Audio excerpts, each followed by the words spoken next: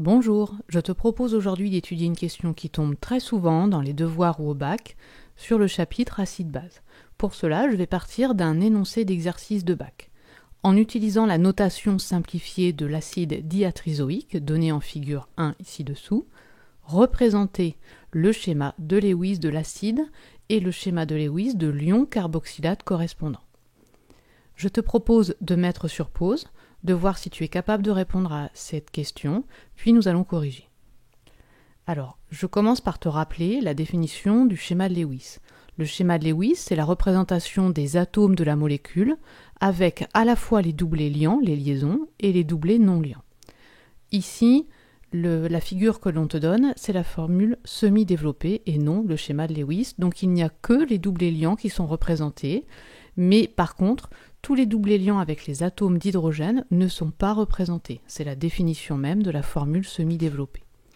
Deuxième définition que tu dois connaître dans ton cours, un atome est stable s'il est entouré de 4 doublés, que ce soit des liants ou non liants, sauf pour l'hydrogène, celui-ci, un seul doublé liant lui suffit. Alors passons à la réponse. Tu vas commencer par représenter la formule développée, c'est-à-dire celle qui comporte tous les doublés liants entre les atomes, donc y compris avec l'atome d'hydrogène. Voilà. Ensuite, tu vas t'intéresser à la stabilité des atomes. Alors attention ici, la lettre R représente le reste de la molécule, donc on ne s'y intéresse pas, c'est pour ça que c'est une notation simplifiée de l'acide diatrisoïque. Tu pourras aller voir dans le sujet en description. On continue, donc le carbone est entouré de 4 doublés liants, il est donc stable, on ne va rien changer à cet atome. On passe à l'atome d'oxygène, il est entouré de 2 doublés liants, donc il n'est pas stable, il lui faut, je te rappelle, 4 doublés, donc on va lui rajouter 2 doublés non liants. Passons maintenant à l'atome d'oxygène ici, il est entouré de 2 doublés liants, donc on va lui rajouter également 2 doublés non liants. Passons maintenant à l'atome d'hydrogène, il est entouré d'un doublé liant, c'est la définition même de la stabilité pour l'atome d'hydrogène, donc on ne change rien. On a donc maintenant représenté le schéma de Lewis de l'acide.